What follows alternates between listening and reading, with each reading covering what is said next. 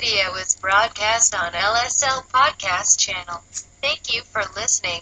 Please subscribe to the channel. They were not happy with Omarosa's coming or going, apparently. That was Whoopi Goldberg, of course, Raymond Arroyo, and Laura Ingraham. I think Omarosa's always getting a raw deal. Well, I don't understand the rage toward her. Fascination, too. Well, it's the reality thing. She was the villain, and I think for so many in the black community, they felt like she somehow undercut the community by siding with Donald Trump and going to work for him. Remember, she was a Democrat. She worked for Al Gore and the Clintons. And I want to play for you a little of the rage that was unleashed upon her. First of all, why is Whoopi Goldberg calling anybody a hoe? I mean, I thought that was. Isn't that was hate speech or slut shaming or whatever the new term of the moment is? Now, this is Tara Setmeyer and Angela Rye on one of these other shows, maybe The View as well. Listen. CNN, let's go. Omarosa was constantly an impediment to anyone qualified to come in there and do their jobs. The stories are numerous, and she was so reviled by so many people. First of all, she was completely unqualified. She's been doing nothing but stealing the taxpayers' money this entire time because no one knows what the hell she was doing. Tell us how you feel. And the stories are lengthy. She's a real. The stories are lengthy.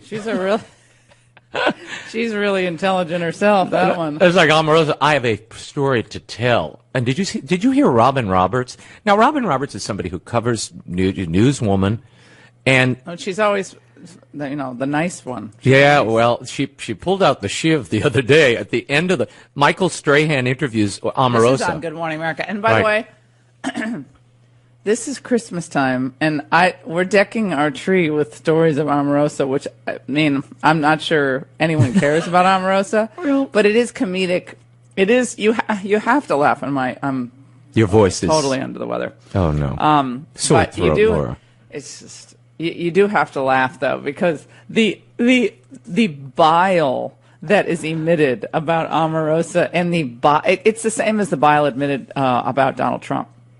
They dislike Trump so much. And the two of them together, I mean, that is just a pile of hate. Well, and then they keep saying, look, she didn't do any outreach to anybody. And they said we didn't even know what she did. Well, she was director of communications at the Office of Liaison. I mean, it isn't like she didn't have a job. She was in the public liaison office. Now, she didn't do anything. Well, she didn't do much. But she didn't do much. I know, but it's not like people didn't know. You know what the big does anything in government. I mean, it's just like Omarosa. Suddenly these Democrats are upset about wasting the taxpayers' money? I don't think so. I'm calling you-know-what on them. They don't care about how much money the taxpayers spend on salaries. No. You can walk through any federal department, shoot a cannon through the federal department. You could hit somebody whose job could be eliminated because the requirements are lengthy. I have 3 words: White House garden. Oh, yeah, exactly. They should have bulldozed that thing. So Laura last night asked Sean Spicer.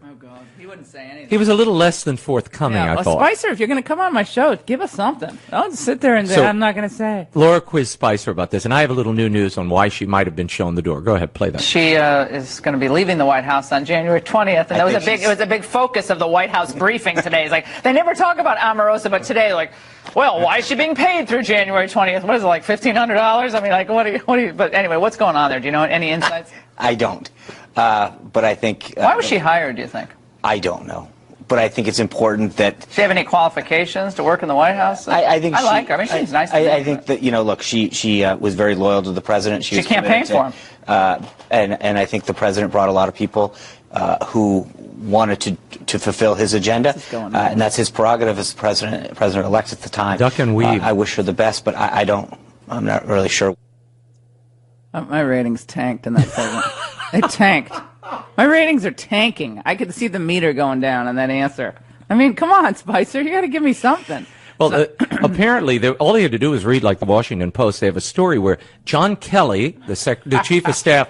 The general versus Omarosa. General Kelly comes in and starts looking at the record and finds out Omarosa brought her whole wedding party into the White House to do a photo shoot and apparently didn't get much clearance, didn't feel the need to inform the Secret Service, maybe. She just used the hard pass, I guess, and waved everybody in. Well, John Kelly was not thrilled with that. This is not your reception hall. Unless you're the daughter of the president or the son of the president, you don't bring your wedding party. Imagine if I just decided to bring Maria's class into the Supreme Court and have a picnic without telling anybody. Hi, Justice Thomas. I didn't mind that. I brought them all in.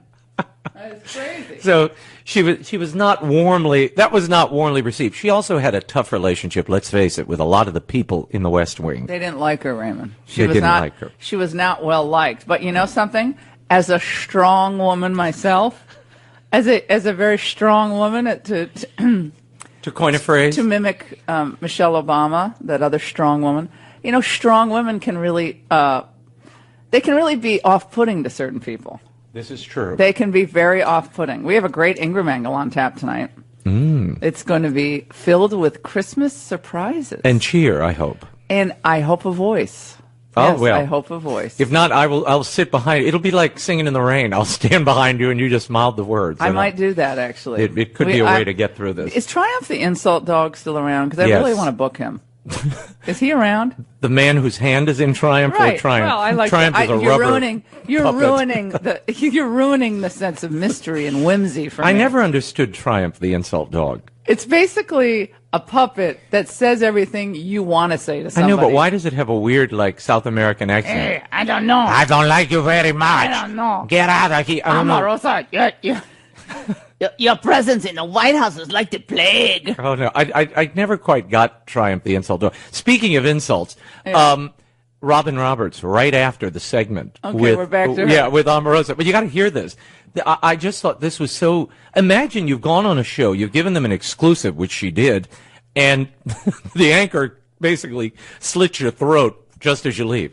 She said she has a story to tell, and I'm sure she'll be selling that story. We'll see. Well, yeah, she will. Bye, Felicia.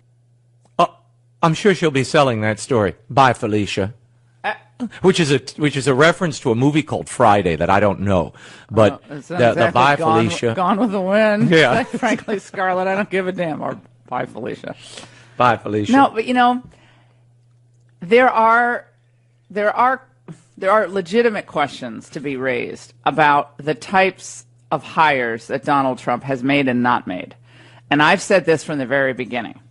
When you staff key departments with people who are not loyalists, and when individuals come into your employer, the taxpayer's employee surrounding you, who are not conservative populists, then you're going to find yourself in trouble. And Omarosa was not one of those.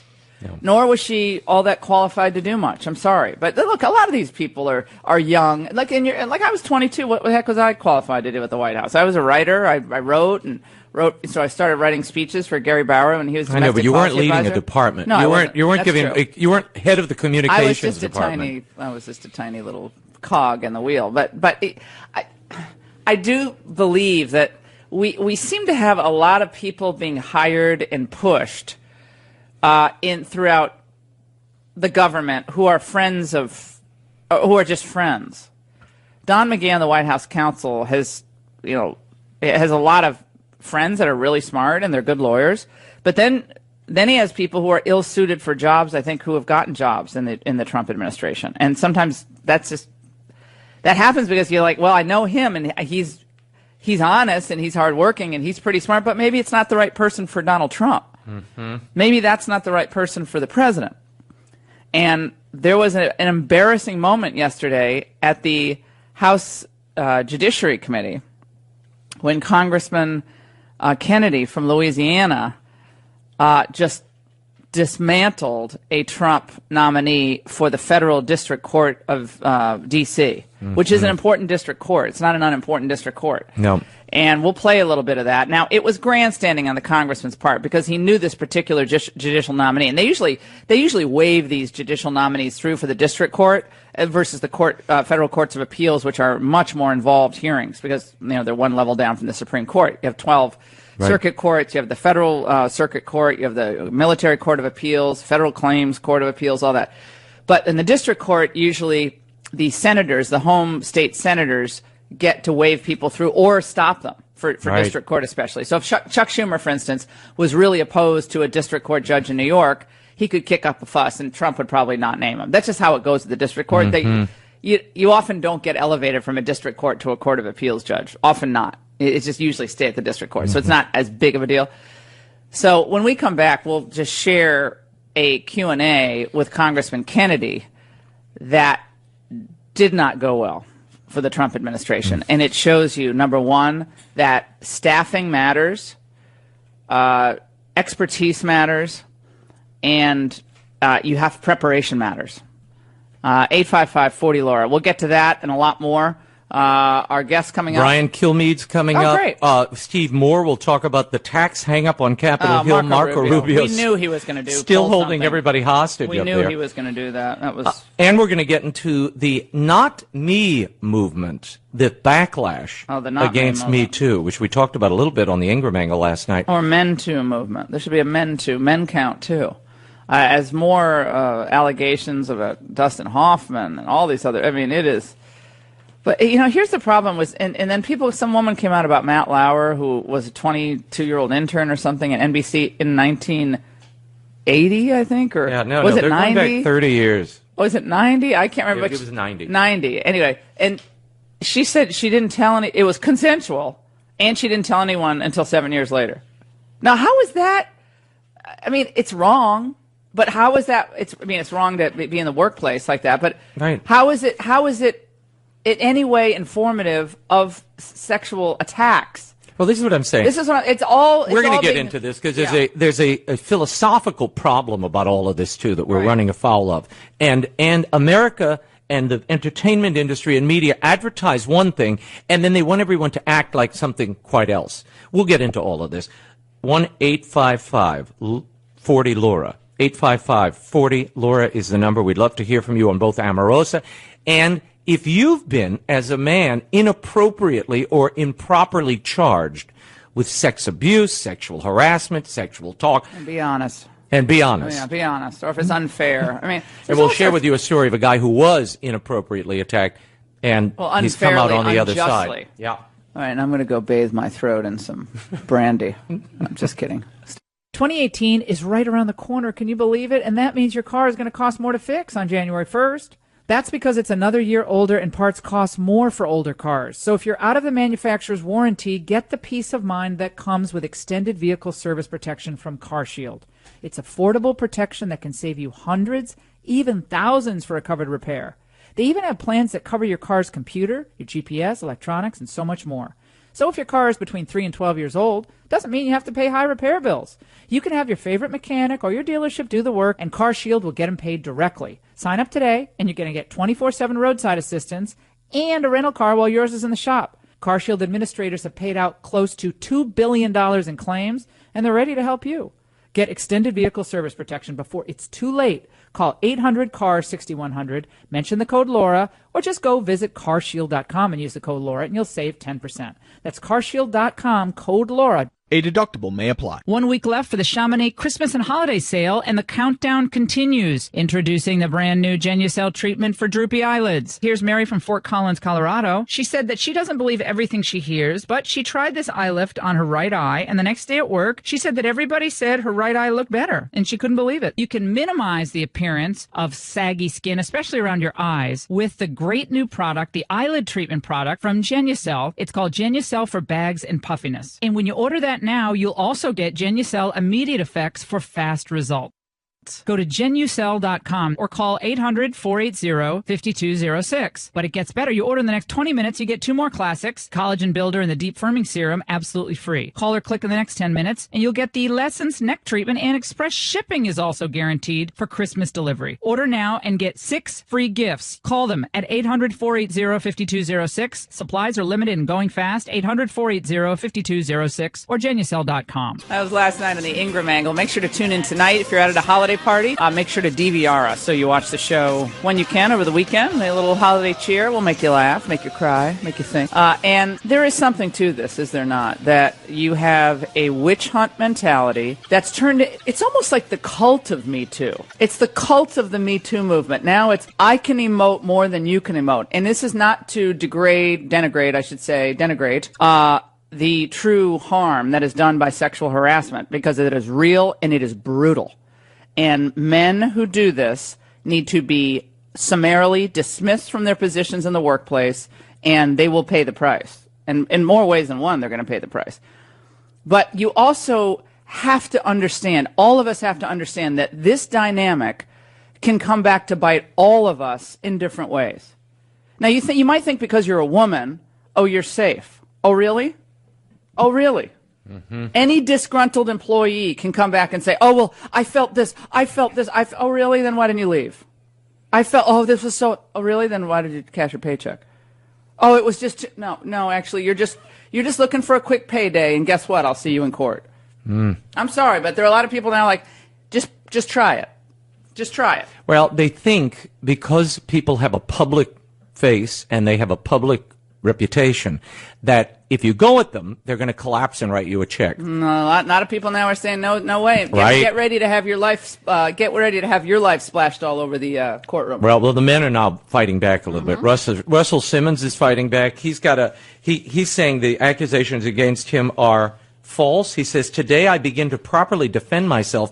I will prove without a doubt that I am innocent of all the rape charges, adding a hashtag not me to the end. Mm. So this is the not me movement. Hey, so if you are someone, I don't care if you're a man or woman, if you are wrongly accused of some type of misbehavior in the workplace or in the work setting, then I want to hear from you. Something related to work. And for those of you who know Prison Break, that big Fox show, Robert Knepper was an actor on that show. They just revived it again. Oh, did they? They just brought it back. We're going to talk about his story a little later because it illustrates the point we're trying to make, which is there are times when men are inappropriately accused of these things that they didn't do. Now, there are some cases where they did. Well, Harvey Weinstein. Well, and those people should be drug out of the studios in the way they have been. Has anyone checked on Harvey Weinstein? He's in the same clinic as who? Two of the accusers are together. Oh, no. People who are accused are in the same clinic. None of my staff can remember. Two famous people are in one facility. I think it's in Arizona. Who? Spacey. Thank you. Oh, Kevin Spacey. God, there's so many people, you forget them. Maybe they're shooting a new movie in there. Who knows? Actually, great point. Could be a reality show. Sex Rehab. We're blessed here in the United States, and the Republicans need a win on the board. For some reason, well, not for some reason. You know the reason. Yeah, this happens at the end of every fiscal season where we're dealing with funding the government or a major push for legislation. Remember, this is the first time tax reform has been done in 3 decades plus. Now everyone's the holdout. Yeah, holding out to get what you want. I mean, I know that's the way the game is played. I hate that. The Republicans need to have a win on the board. Don't start extracting promises like, it's Tony Soprano here at the last minute. Put your head in a vice and start turning around the lever. So until the brains come out. Joining us now, Steve Moore. What an intro. Isn't that awful, Steve? You think I would use a more festive analogy for Christmas time?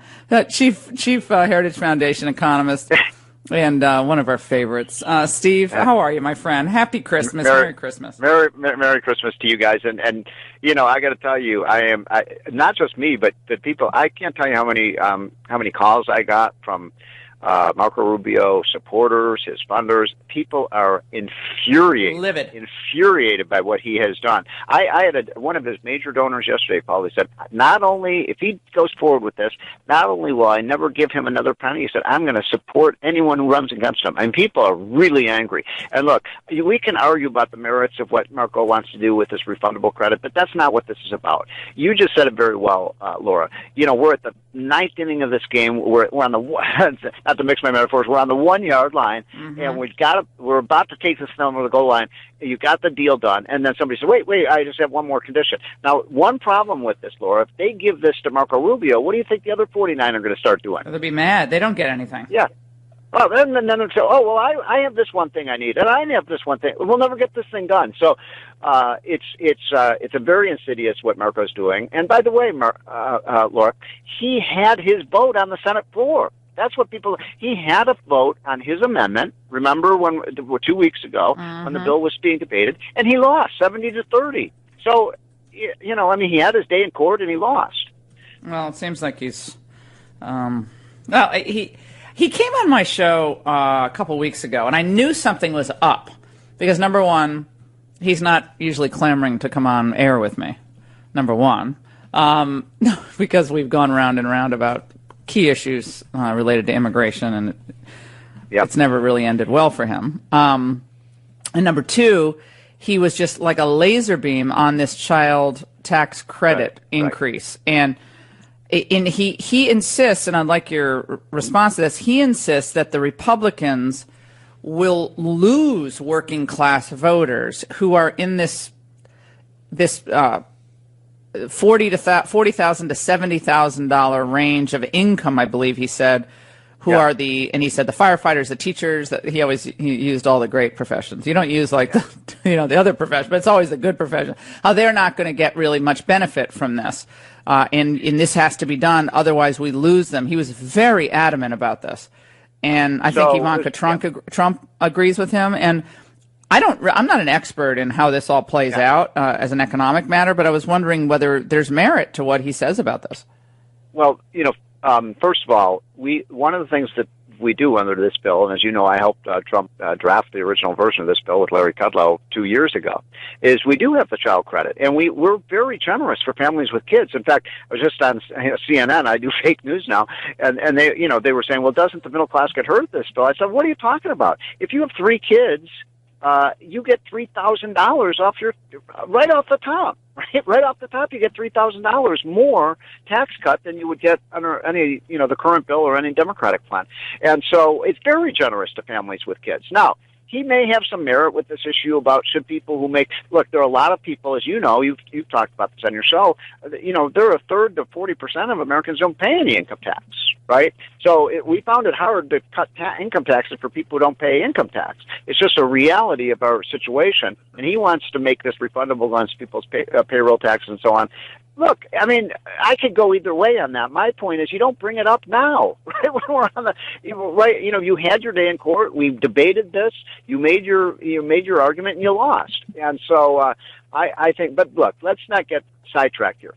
This bill, Laura, is so explosively pro-growth. You've seen what's happened with the stock market over the last month or two. I've never seen anything like this. $6 trillion increase in wealth of Americans, and every American virtually owns stock, and so they benefit from this.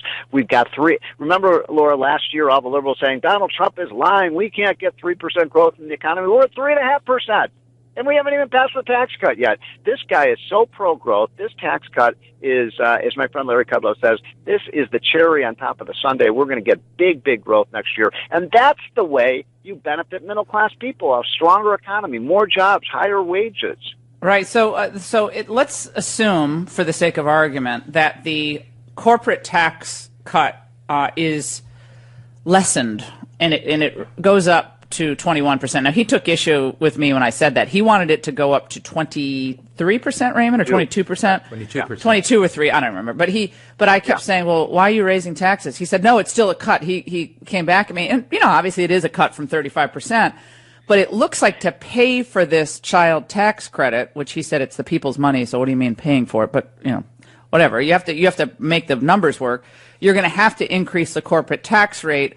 He said there would be de minimis effect on corporate growth because of that increase in the corporate tax rate. Well, if it's 1 or 2%. Do you agree with that? Yeah, no, not at all. In fact, I mean, that's the argument that Chuck Schumer makes and Nancy Pelosi makes. And lower we started this process 2 years ago with Donald Trump. We wanted a 15% rate. This is about, ladies and gentlemen, trying to make America the most attractive place in the world to invest in. It's about beating the pants off of China and Germany and Russia and Mexico and Canada, all these other countries we compete with, who Trump is right about this. They laugh behind our back. And incidentally, Laura, you know who really doesn't want this tax cut to happen? The leaders of China and Russia and Mexico and Canada, who know that the jig is up if this thing passes. So no, Marco's wrong. Anything that gets China upset, I'm very happy about, by the way, just as a general matter. That's my rule of thumb. I know. I'm good there. Hey, Steve, you don't really have much doubt, do you, that this tax cut will go through? They're going to have to accommodate Rubio if he stands at the precipice here. Yeah, I mean, if he says he's not going to vote for it, if he doesn't get his, he's going to take his marbles and go home, then we're going to have to, agree to what he wants. I am very worried. I'm hearing that John McCain may literally be on his deathbed and may not make it through the weekend. I think that, I've always had a. Then we don't have the votes. Does that mean we don't have the votes? And Cochran doesn't know what zip code he's in. Thad Cochran, God bless him. I mean, Haley Barbour thought it was so important to, weigh in on that race. Exactly. We could have had Chris McDaniel in there in Mississippi, but old Cochran, God bless him. Again, the man is 78 years. How old is he? These people have got 80. To retire. I'm sorry. I'm just so done with this. I'm with you. I'm done with that. I mean, I know Moore was a disaster, but I mean, Chris McDaniel would have been great. This is going to get done. We're going to get it done next week. I don't feel. Yesterday I felt 100% confident, and now I'm probably at 85% confidence because things can go wrong. That's why, by the way, I think Republicans have acted too slowly. They should just, when you got the momentum, do it. Right. I mean, again, Steve, this is what drives most Americans crazy. House, Senate, White House, Republican, and we're futzing around at the last minute. I know. On the tax reform, the Obamacare repeal, the tax reform, this should have been put to bed months ago. I would have done this thing back in early November, before Thanksgiving. Go after Thanksgiving, break with your family, and then in the wintertime you can do something else. But I just found this to be ridiculous. This entire process is infuriating, and if they don't watch their P's and Q's here, they're going to go into the 2018. They're going to get wiped out. If they don't turn this around, they're going to get wiped out. We're going to have to be talking about any tax reform. I think most of them, almost every one of them, actually finally realizes that if they don't get this done, it's toast for the Republicans in 2018.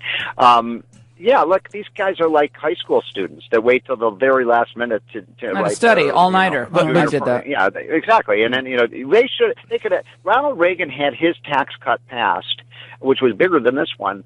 He signed it along August of 1981. He didn't wait till December. So remember Bush? Bush did too. Bush got his tax cut through in the summer of 2001. Exactly. Remember that? Raymond has a question. Cochran is 80, Steve. 80 years old. Yep. I mean, he's the staff is like walking him. It's like Strom Thurmond's last term, walking him around the halls trying to show him where the restrooms are.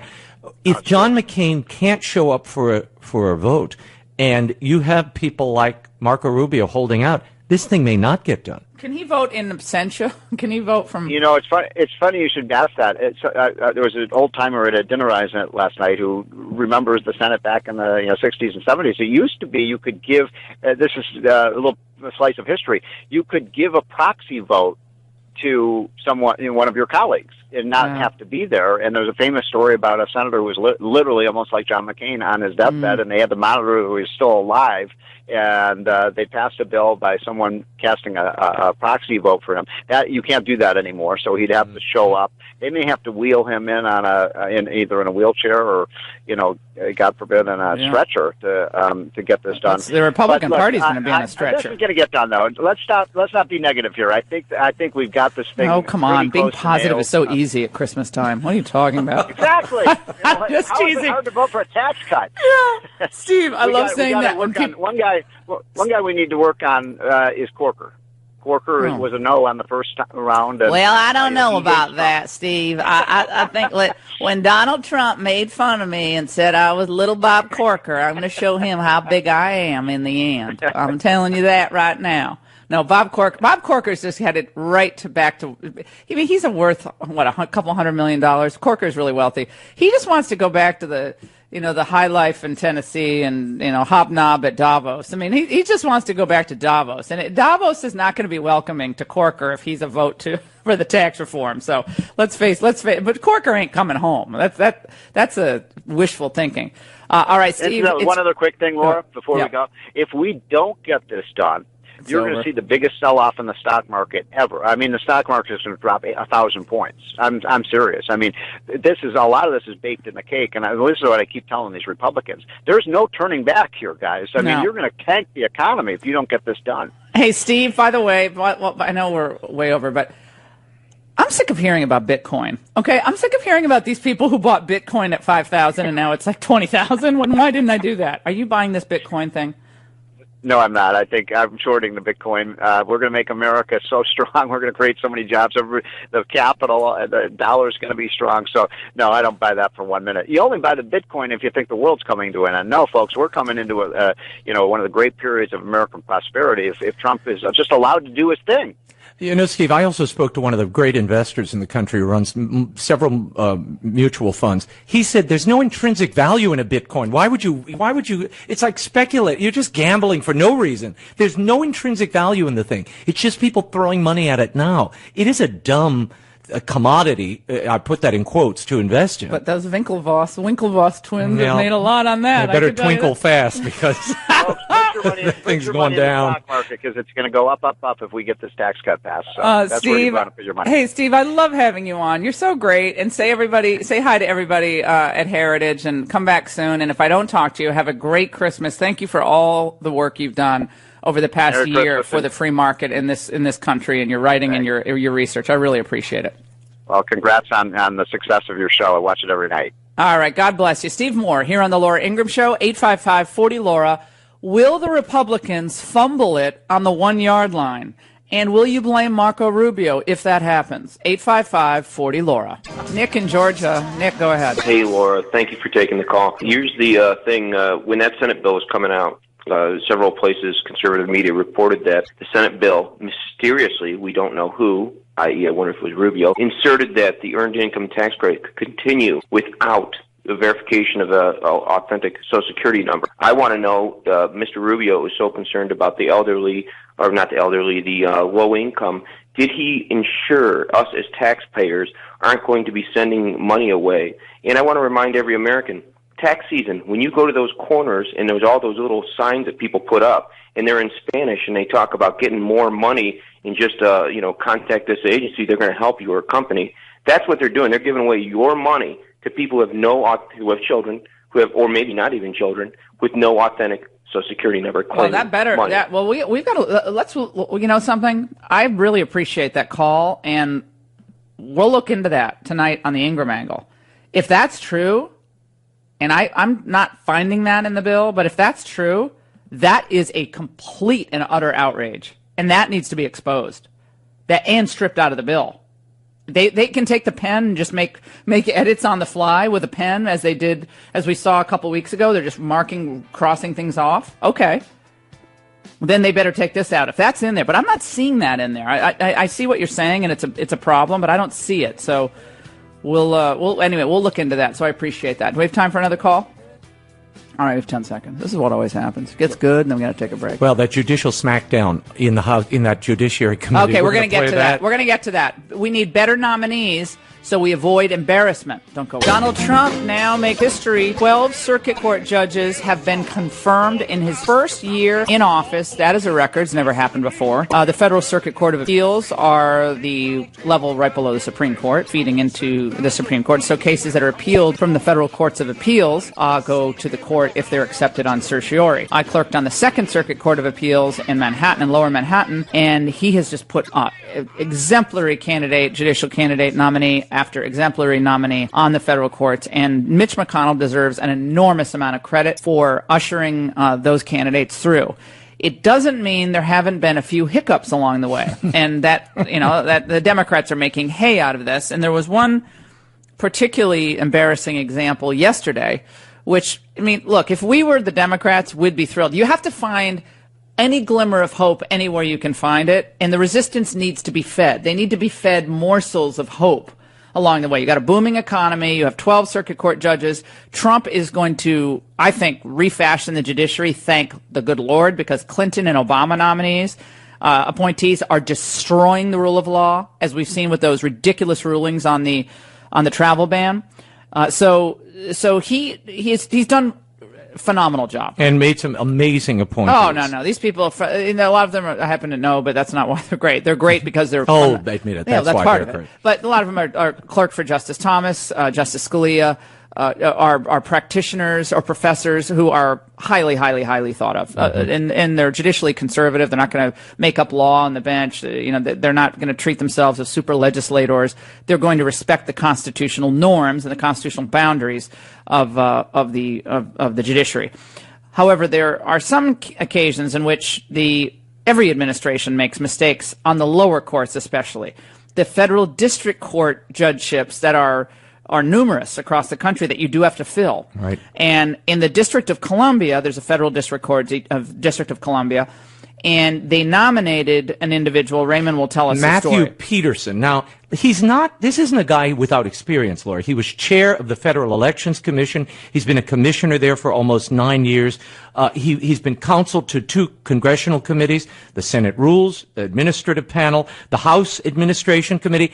But there was a little hiccup in that he has no judicial experience. So they put him forward for this federal judgeship, and he ran into the blades of Louisiana Congressman Kennedy. And the cross-examination did not go so well. This is Senator John Kennedy cross-examining Matthew Peterson. Listen. Have you ever tried a jury trial? I have not. Civil? No. Criminal? No. Bench? No. State or federal court? I have not. Okay. Have you ever taken a deposition? I was involved in taking depositions when I was associate at Wiley Ryan when I first came out of law school. But that was. Have you ever? How many depositions? I would. I'd be struggling to remember. Less than 10. Yes. Less than 10. Okay, well, let me jump in here for a moment. First of all, Kennedy is not acquitting. I don't think he's acquitting himself all that well either, because Kennedy knows the answer to these questions. Of course he does. So he's just playing around. He's playing a game. He's playing a game. Oh no, this man is not a trial lawyer. He's not a litigator. No. And now he's going in to be a district court judge. I personally wouldn't nominate someone. No. And this is a Don McGahn friend. Don McGahn is the White House counsel. I like Don McGahn. This was a mistake. Never should have nominated him. Never should have nominated this guy. Put him in another role. He'd be qualified for a different role. You have to manage a trial. I know, that's complicated. I don't remember half these things. Yeah. They asked him about the Daubert rule, which is the rule about experts and how you qualify experts. Asked him about motions in limine. Rules of evidence and procedure, which he didn't know. God, man, I can't remember half of these things. Well, just because we want to be in the Christmas spirit, let's continue to showcase the humiliation of a nominee. Have you ever argued a motion in state court? I have not. Have you ever argued a motion in federal court? No. When's the last time you read the federal rules of civil procedure? The federal rules of civil procedure, in my current position, I obviously don't need to stay as, invested in those on a day-to-day basis, but I do try to keep up to speed. No, we do have. Just get up and leave. Mike, drop the mic. At the Federal Election Commission, roughly 70 attorneys who work under our guidance, including a large litigation division. Okay. Stop. Now I'm getting a stomachache listening to this. This is not what you want to. This is not how we want to send people into their holiday weekends. Can't we just change to embarrassing moments at holiday parties? Can't we just change the topic right now? I mean, honestly. No, that's a humiliating. It is humiliating, and the left is going crazy. It's the #1 trending story on Washington But why Post. would you nominate someone with no experience, no litigation experience? There are thousands of lawyers. Thousands of lawyers. I think of Wendy Long in New York. Wendy Long in New York. I mean, brilliant. Could be on any district court. Kyle Brilliant. Duncan, who's was just appointed to the federal court in Louisiana, but he's argued before the Supreme Court. You've got to have litigation. Yeah, you don't have to argue before the Supreme Court, but any good litigator will know the answers to these questions. Right. And have done many depositions. You know what? When I see this. Also, the screenshot I'm looking at, the poor man, he looks like he's just out of answers. He doesn't know where to go. That's a shame. Poor Matthew Peterson. Anyway, needless to say, I imagine his candidacy for this post is done. Can we change the conversation to ugly Christmas sweaters? I hate the whole ugly Christmas sweaters trend. Well, you're in luck. Today is 855-40 Laura. 855-40 Laura. Do you agree with me that the ugly Christmas sweater invention must have come from China? Because half of them that you buy in the store are made in China, and it's just a ploy by China to spend money on toxic chemicals in ugly reindeer or Santa sweaters. To make Americans look bad. To make Americans look bad again. I despise the ugly Christmas sweater trend or the blazers or the suits. We look bad half the time anyway. Right, we don't need We don't need an extra effort to look bad. Today is National Ugly Sweater Day. Do you know that? I hate these national days for everything. National, I lost a thimble day. National, I have a hangnail in my small pinky finger day. I'm sick of all these national days, too. Well, go to my Twitter feed. I have found the ugliest sweater. My engineer, Jay, his mother actually made this ugly horror by hand. Do you call her a whore? No, a horror. She made a horror. I'm not Whoopi over here calling people whores. I don't do that. Oh, okay. It's Christmas, for goodness sake. I know. No. She crafted this thing herself. It is a reindeer. And it had, well, I won't ruin it for you, but if you go to the Twitter feed go or the to Facebook, Raymond Arroyo's Twitter feed. Can you put that up on... I'll send it. You should put it on your site. Send it to LauraIngraham.com. Send it to Taylor and put it up on LauraIngraham.com. I want you to tweet me your ugly sweater photos that I then can discuss on the show, because I find this... See, Peterson should have worn an ugly Christmas sweater. They would have actually had more sympathy for him. He should have worn that. Do you think little Marco, is he wearing his boots when is he still wearing those boots? The boots? He was very nice on the show when he came on. But they're going to push, I'm telling you, they're going to push DACA amnesty before the end of the year. I got a sense from that Scott Taylor in Virginia, who talked a good game on on the Ingraham angle, about how, we're going to have security, we're going to do DACA amnesty. And no, we're going to do the RAISE Act. We want to cut legal immigration in the country by half, get rid of chain migration, which accounts for 61% of all immigration into the country, go back to a merit-based system, get rid of the visa lottery, e-verify, build the wall, and then we'll talk DACA amnesty. Do you agree with me on this DACA amnesty, that if they push through DACA amnesty with this phantom thought of more enforcement, you're going to be essentially done with the GOP? 855-40-LAURA. That and the Christmas sweater pictures. I want you to tweet me your ugly Christmas sweater photos, which I'm completely against. And do you agree with me? I feel like I'm being a malcontent at Christmas. And next week will be our annual fake versus real Christmas debate. Although there may be some slippage on my part, given the problems I'm having with the tree. I think it's because we forgot to water it for a few days. I really think that's why, because I love Dan and Brian's trees. They're always fragrant and beautiful. But I think I'm blaming it on the Ingraham family chore list not being done. That's what I'm blaming it on. We'll debate that next week. Don't get ahead of yourself. No. I'm not going to get... But ugly Christmas sweaters, and something about a man wearing an ugly Christmas sweater. You picture usually a 62-year-old woman when they're shopping. What's the inverse of misogynist? What is that term? I don't know. That's what I am. Mansogynist. You're a mansogynist, I think. But there's something about a man wearing an ugly... It's very unmasculine. It's not a masculine look at all. But to see a grown man wearing a Rudolph sweater with a glowing nose... Actually, that looks like Bart Simpson and a reindeer had a love child. It's so bad. They actually put a bulb in the nose and change the bulb every year because it invariably breaks. This is a man with too much time on his hands.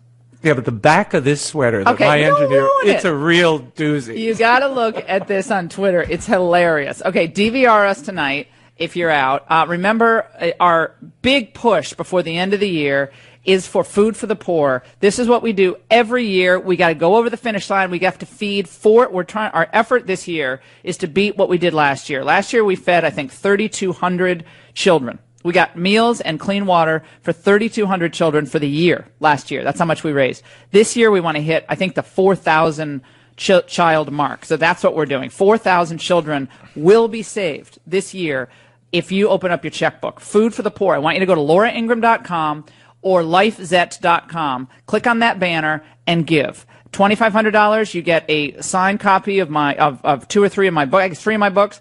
and I'll write a personal note to you. You can frame it, put it in this really cool. For $25,000, you get to come, and you come to Washington, and you host the last hour of the show with me. We're going to have a great time. And so $25,000, we're looking for 2 of those and 10 $2,500 donors. 855-40-LAURA, but go to the banner, Food for the Poor, on lauraingraham.com. This Christmas, don't give your loved ones the same old stocking stuffers they get every year. Give them a gift that's actually fun. Like my favorite game, Say Anything. It's our go-to game when we have time with friends and family. And it's one of those few games that you can actually play casually. There's no stress, no timer, no rush. It's amazing. Say Anything is about as relaxed a game as you can get. And everyone in the family can play together because Say Anything is great for all ages. Now that I think about it, it's actually best when you have a group of all ages because you get to hear from so many different perspectives. It's hilarious. If you're 10 or you're 80 years old, it doesn't matter. You answer the same question, and the results will be knee slappers, I promise. There's only a few days left before Christmas, so make sure you give a gift that's fun. It's called Say Anything. You can get it at any Target store, so next time you're in Target, which is almost daily for most of us, get Say Anything that's Say Anything. The holidays come with a special brand of cheery chaos, don't they? And unless you've got a sleigh full of little helpers, there's never enough time, it seems, to get everything done before your friends and your family arrive. Well, lucky for you, SelectBlinds.com makes it easy to install and score huge savings on blinds, just in time to have your home looking great for the holidays. So take advantage of Select Blinds holiday sale with unbeatable deals on custom blinds, shades, and shutters. Select Blinds makes ordering blinds online simple and easy. With products you've seen on all your favorite home improvement shows, SelectBlinds.com is an interior makeover essential. Select Blinds has the most online reviews and 5-star ratings on the face of the planet. And SelectBlinds.com really is the simple and smart way to buy blinds. Shop the holiday sale today at SelectBlinds.com for amazing deals on blind shades and shutters. Mention our show, Laura Ingraham Show, at checkout using the drop-down menu at SelectBlinds.com. Simple, smart, custom. SelectBlinds.com. Yeah, I just wanted to agree with y'all on the DACA amnesty. I think the immigration issue betrays all of our GOP leadership. Trump ran against 17 pretty qualified candidates, and the one discerning issue that he separated himself on was building a wall and immigration. And I think that's mostly because people believed him on that. And so the fact that, yesterday y'all were talking about a little bit of compromise and governing a little different than campaigning, but the fact that compromise on immigration has never been on the table for GOP leadership really betrays their intentions. Mm-hmm. Well, this DACA, we're hearing a DACA deal might be in the offing. Now, what that looks like, who knows? There's been a lot of talk of tying it to enforcement, maybe even the wall building, and for that, a DACA deal might be in play. But to just willy-nilly grant 800,000 people or whatever it is green cards with no concessions seems foolish. Steve, Illinois, you wanted to say what? Steve, you there? Hard to hear Steve, sorry. Yeah, I pretty much go ahead, echo the previous caller. I think granting DACA... Yes, can you hear me? We got you. Okay. I think just granting green cards to the DACA members is a slap in the face for all those who have undertaken the process of becoming a legal citizen through the years. Yeah, no, there's a big problem there. There are people who in line now who have done this the proper way. They've followed the law. They've gotten sponsorship. They come into the country correctly. That has to be honored, it seems to me. But you hear on the other hand, look, these DACA people, they're serving in the military. They're valedictorians. When you start peeling back the evidence, as I did the other day and researched this a little bit, 4%, I think, less than 4%, graduate, from college, as opposed to 18% of Americans. And when you talk about military service, it's like 0.8%, serve in the military. More people are more DACA kids are thrown out of the country due to criminal activity than serve in the military, just to put that in context, So there is a lot of misreporting on this because I think it feels good and everybody wants to, your heart kind of goes out to these kids who came here, not of their own doing, and they find themselves in America, it is the place they know. But you can't just be giving away citizenship. And so that needs to be worked out. But if you are going to do it, you better get something from it. And last we heard, that's what the president, that's what the House and Senate were leaning toward. But now there are other sounds being made. And I always worry about Christmas time on Capitol Hill. It's the darkest time of the year, actually, on Capitol Hill, because a lot of mischief goes on in these, 11th hour deals so everybody can go to Christmas break. They are willing to do and agree to anything. And now Marco Rubio's holding up the tax plan, and with a slim majority of one vote, and if John McCain, God forbid, should, perish, I don't know where they're going to get the other vote. So things could get very hairy in the next few days, but this must be watched. And I know all of you are calling in and writing in about the ugly sweater. Yeah, I did. I posted this. I think it's the ugliest sweater I've ever seen. This was an engineer friend of mine. His mother actually made this, so he says. When you see the back of this sweater, you got to drink a lot of eggnog to wear. That's really what like brings this. out the ugliness in the sweater. Yeah, it's the back. Well, the front, you really can't. It's a reindeer on the front, okay, the head of a reindeer. But the eyes of the reindeer look like very low-hanging breasts. Now, why a man would want to wear that, I don't know. I'm going to quiz Jay on that. But the back of the sweater is a thing of Christmas tragedy. It's the thing of Christmas tragedies, I think. The number 855-40-LAURA. We will be joined by Brian Kilmeade talking about his new book, Andrew Jackson, and the eradication of history in so many parts of the country. We're also going to get to this Not Me movement, okay, which is gaining steam, apparently. Now that you have Russell Simmons, the rap impresario, charged with rape in several instances, he denies those charges and says, I am going to prove my innocence. And he has hashtag Not Me. Tavis Smiley, the PBS host, also firing back. Laura last night on the show said she thought he's believable. We'll get into all of that and much more. The Laura Ingraham Show continues in a moment. Raymond Arroyo sitting in for the great lady. Stay there. Oh, I love that sound.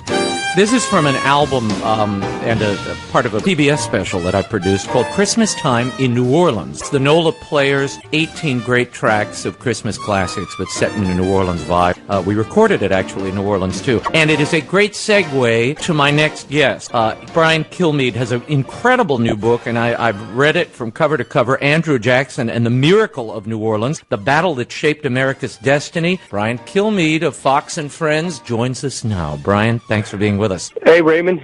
Thanks so much. Last time I saw you, I think you guys were on a book tour getting set for your new show on Fox. I think That's we were right. Well, Laura's new show. I about midnight. Yeah, you were guest hosting that 10 p.m. slot and doing the morning hit, which I don't know how I still don't know how you did that, but you must teach me the lessons of how you pull that off. Christmas figured largely in Andrew Jackson's life, particularly at this time. He spent a Christmas in New Orleans that was really decisive. Tell us about that before I broaden this, because I watched your special last weekend, by the way. Great special. Andrew Jackson, Hero Thanks. Under Fire. And we'll get into that as well. But tell me what that Christmas in New Orleans, how seminal it was and important to the future of the country and its protection. Well, I mean, for one thing, out of all the interviews I've done, no one's opened up like that, but it's fascinating because the British thought they were going to spend Christmas on Bourbon Street, and I was fascinated to find out, and you know this, that Bourbon Street looked like almost the same as it does now, almost minus the tar and the cars. Exactly. So it was known as a party city. So they brought, a lot of these officers brought their wives. Yeah, they brought their wives. They said, "Hey, listen." Yeah, Ned Packenham, the general, he said, "Hey, listen, if you wouldn't mind, if you don't mind taking Wellington's army as a payoff, I know you just beat Napoleon." But as a payoff, we'll basically make you governor of New Orleans because we're not leaving, even if we sign a treaty. And they said, great. So a lot of officers in the big ships, obviously you couldn't get close to New Orleans because of the swamps, like you couldn't get close to the shore. They were waiting. They were just waiting for word that they had penetrated the American lines and taken over the city.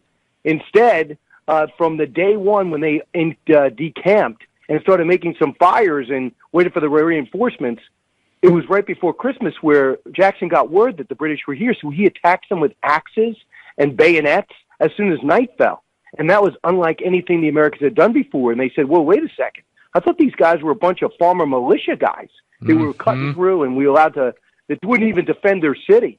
So it was Jackson that rallied the New Orleans people. It was Jackson that made them proud to be an American. After all, Louisiana just became a state before, and Jefferson, not too many years ago, worked out the purchase of the entire territory. So there was a lot of it. There was Spanish, there were French, there were Cajuns. Well, there was a lot of question of whether these people in New Orleans wanted to be American. Well, it turns out they did, and it turns out Jackson wasn't taking maybe for an answer. So he told them, you want to be American. If you're 16 and have a gun, you're fighting. We're going to drill, we're going to come up with a plan, and we're going to win. So Christmas was perilous, but there was a sense of something great was about to happen. For the British, they delayed to get reinforcements, huge mistake, and they would have had a chance if they decamped, went right into the city. That's in retrospect according to the war colleges. But then all of a sudden, Jackson says, I know where they landed. I know where they want to go. I can block them. And they built a mini wall. They redug a canal. A moat, and they got as many guns. Yeah. Unbelievable. Like the ancient Roman times. It is an unbelievable story. And, and you talk of this miracle of New Orleans, which to those of us who grew up there is sort of well known. And this is why Andy Jackson is such a beloved figure for the people of New Orleans, which I think is lost on a lot of the rest of the country. As you know, as you highlighted in your special, and you talk to people, businessmen, Frank Stewart and others I know down there, there is this battle going on to take down history and remove these markers. Andy Jackson, I think, is next, despite the fact that he saved the city. He's such a hero, but he was a slave owner, Brian. Tell us about what you've reported on and seen of this struggle and battle to wipe figures like Andy Jackson from our cultural memory. A couple of things. Number one, Jackson aside, when you're walking around tearing down Columbus and you're saying Ulysses S. Grant made an anti-Semitic remark, and then you're saying Robert E. Lee fought for the wrong side. Oh, okay. Number one, Confederate statues, I think, are a conversation. I really do. I think you could say that these people picked the wrong side, were great Americans, almost destroyed the country. And I think without hurting the pride of the South and a lot of great people in their heritage, I think there could be a Confederate region and museum. I'm okay with that, having that discussion. But when you're walking around saying, well, 9 of the first 12 presidents had slaves, Washington had slaves, Jefferson had slaves, might have had relations with slaves, Monroe, I believe, had slaves.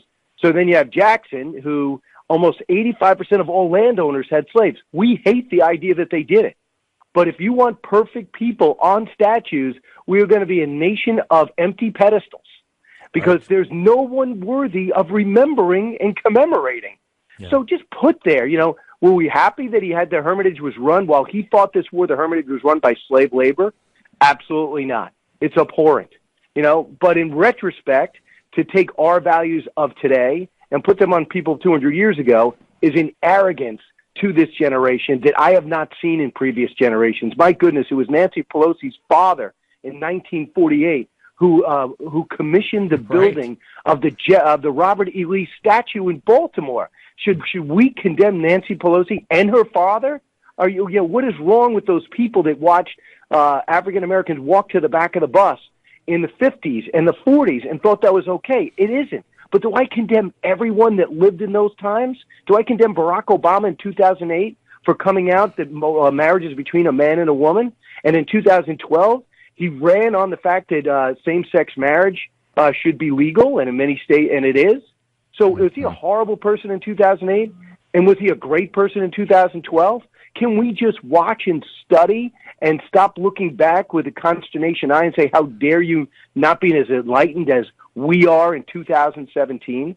So if you take down Jackson's statue, the man that saved the country and saved that city and who became the 7th president of the United States and really legitimately won 3 elections nationwide, a self-made orphan kid at 13 who became a rich president by the time he was 50, if you're going to start doing that, we might as well not even have social studies in history. No, he was an incredible figure and flawed, as you mentioned, and as you point out in the book.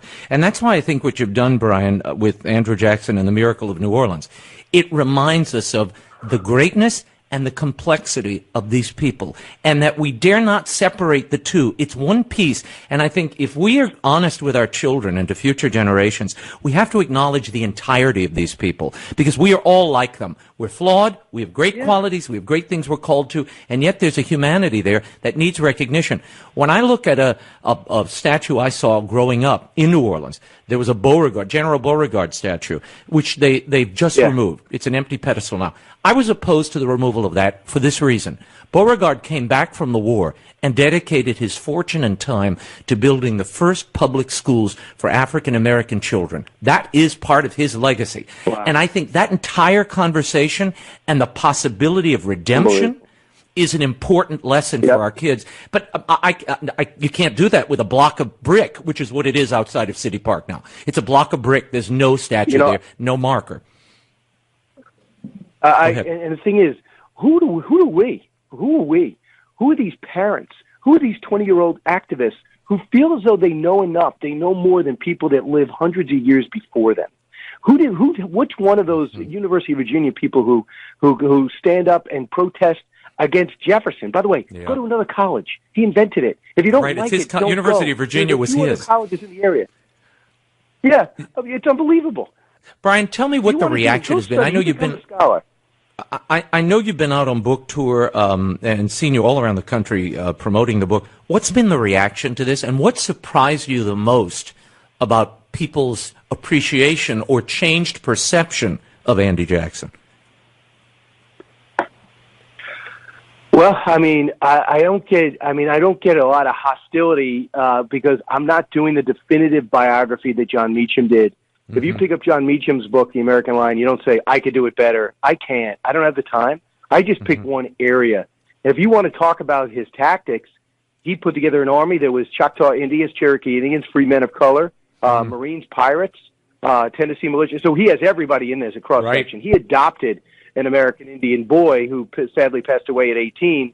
So, there's a lot of contradictions to him. So if you want to be hostile to me, I could take it, but I'm not going to defend every area of his life. And John Meacham doesn't either. He records it and transfers it. So I'm not getting a lot of hostility, but I do get some fascinating questions. Today I'm going to be at the Nixon Library and Reagan Library in the same day. And I don't think it's going to be hostile, but I know I'm going to get questions. But guess what? Nixon loved Jackson, and Reagan insisted on having his picture before he took office in front of the Jackson statue. So what were these horrible people like Lincoln, Teddy Roosevelt, FDR, Truman, and Reagan thinking? They did some studying. They had some accomplishments. They knew he wasn't perfect, but, man, they thought there was a lot to learn. So I'm not arrogant enough to think I know more than Lincoln. But I am smart enough to know if there must be something there if Lincoln liked him.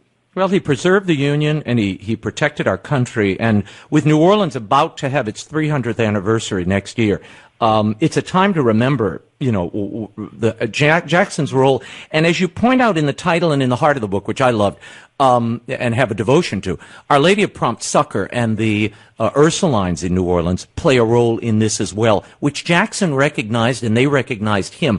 Talk a little about that, because I think at Christmas time it's an important inflection of faith that people often miss in the Jackson story. Well, Jackson's religious. At one point he was going to church every day. And here's a guy that lost his two brothers in war and his mom during the war and his dad before he was born, never got a present or celebrated a Christmas with a family. He had every reason to be bitter and angry. Instead, he was somebody extremely religious, saw the role of Christianity in his life. And one of the first things he did is understand this convent, this Ursuline convent was upset. They thought that Jackson might come in and just gut the place and take it over. And he said, no, just the opposite. I'll preserve it. And he said, well, concerned about the reports about the British terrorizing. He goes, well, I'll protect you. And he said, okay, we'll pray for you, and we'll take the second half of the convent, and we'll make it a hospital. Sadly, they thought there could be a ton of casualties. Instead, there was 13 deaths and 39 casualties, unlike the 495 missing for the British and 200 plus dead and thousands, over still just about 2,000 were casualties. So he said that their prayers, he firmly believed that their prayers gave them divine intervention into the battle for the British to make huge mistakes and for the Americans to make everything went right for us. Mm-hmm. And every January 8th they celebrate to this day. They do. It's an and now it's a important museum day. if you're in the area. Yeah, the Ursuline Convent there, it's still open, and you can go and visit. They've got a great exhibit, and with the 300th anniversary of New Orleans, this is going to really be featured prominently. Brian Kilmeade, Andrew Jackson, and the Miracle of New Orleans at bookstores everywhere. It makes a great Christmas gift. Best of luck at the Reagan Library and the Nixon Library today, and we'll see you soon, Brian. All right, go get him. Thanks so much. You too. And we will be back on the Laura Ingraham Show. We're going to talk about the rising Not Me movement. Not Me Too, but Not Me. What is that? We'll tell you in a second. Stay right there.